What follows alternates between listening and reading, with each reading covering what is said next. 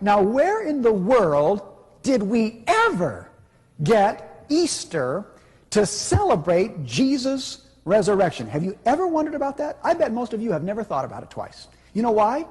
Because everybody's always done it. Your mommy and daddy did it. Their parents did it. Grandma and grandpa did it. Great-grandparents did it. You do it because everybody else has done it all your life. You just kind of go along because everybody else has done it, right? All right. But where did it come from? Did the thought ever cross your mind? First of all, let me make a statement here that's going to blow your mind. Do you know that Easter Sunday cannot possibly be the day of the resurrection? You know why? Easter never falls on the same date year to year, right? It can't be the day of Jesus' resurrection. I'll tell you why. Look at the screen here. For example, let's go back 5 or 6 years. In 1996, Easter came on April the 7th. That's when you all celebrated it. The next year, 1997, it came on March the 30th. The next year, 1998, it came on April the 12th. Last year, it came on April the 3rd. This year, it's going to come on April the 23rd. So how can you have a difference from April the 23rd clear back to March 30th? That's a difference of 23 days.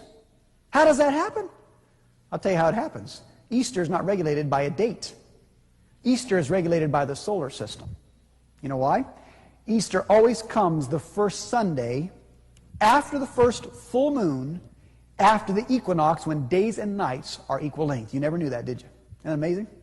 And so all the people that are celebrating the resurrection of Jesus on Easter Sunday morning, it's just not true. It didn't happen then.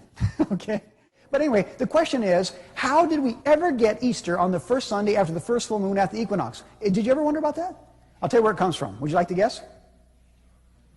It comes from Babylon. You're right. Everything goes back to Babylon. I don't care what it is.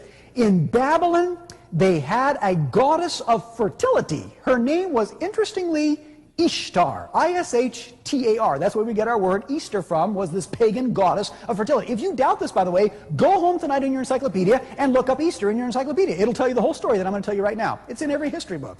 And what they did, this goddess of fertility called Ishtar, they worshipped her in the springtime. You know why? Because everything was coming to life, and she was the one that caused all life and everything to grow anyway, so they thought she got very active in the springtime. So they honored her always on the first Sunday after the first full moon, after the equinox. That was Ishtar's day, because she was the goddess of fertility, the goddess of reproduction. And you know what happens, folks? They took that then, and they celebrated this day of her in her honor, and so did Medo Persia, and so did Greece. In fact, Greece had her under another name called Venus. You ever heard of Venus before? That's Ishtar in Babylon, the same thing. And then you go to Rome, and Rome had this, and folks, the same thing. You come to Constantine. Constantine, about 300 years after Jesus, says, hey, we got all these pagans out here, and they're worshiping Ishtar on the first Sunday after the first full moon after the equinox. You know what? Jesus rose from the tomb in the springtime. It was Passover time and so on.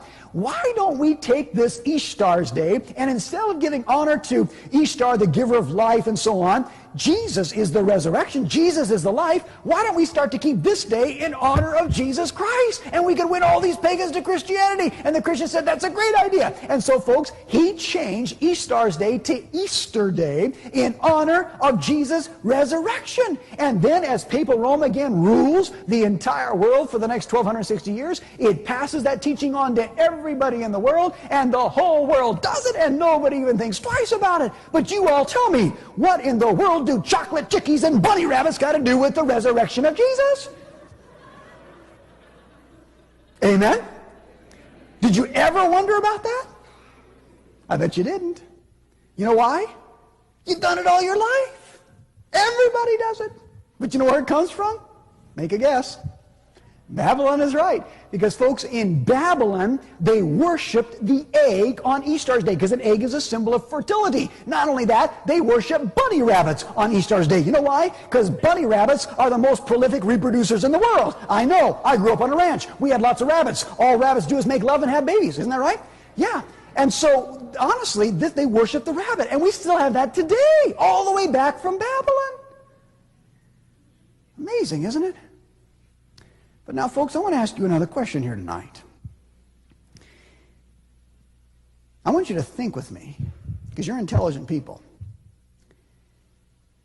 If things like Christmas and Easter, coming straight from pagan Babylon, have made their way into our world tonight and been Christianized, and everybody just does it because everybody else does it, My question to you is this. Don't you suppose that there might be some other things also?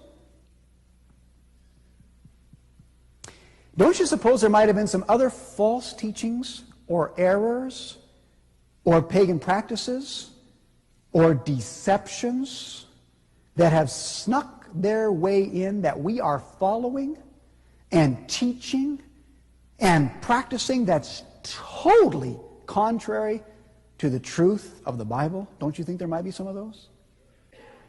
You better believe it, my friends. You better believe it.